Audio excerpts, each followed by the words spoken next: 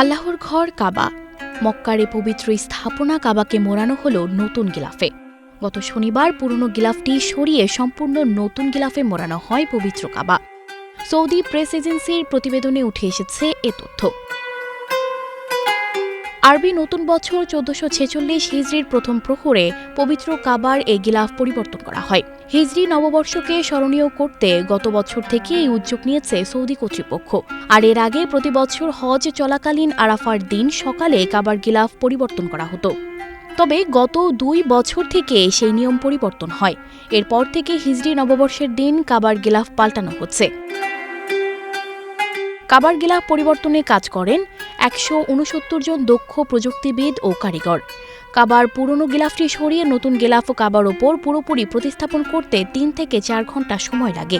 কাবার গিলাফ পরিবর্তনের কাজ হাতিম থেকে শুরু হয়।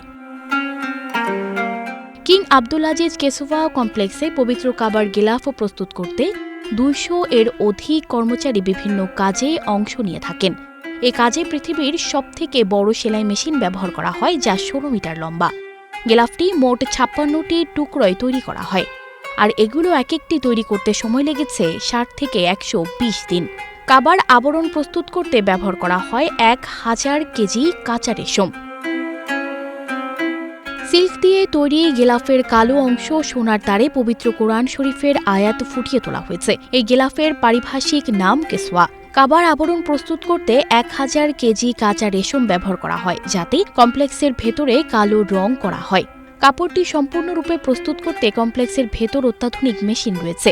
এখানে অন্যান্য মেশিনগুলোতে কোরআনের আয়াত এবং দোয়ার এমব্রয়ডারির কাজ করা হয়। এর আগে বাদশাহ আব্দুল আজিজ কিসওয়া কমপ্লেক্স থেকে বিশেষ ট্রাক ও যানবাহনে শোভাযাত্রা করে কাবা শরীফের এসব কাপড় নিয়ে আসা হয়। সানজিদা রহমান, প্রবাস খবর।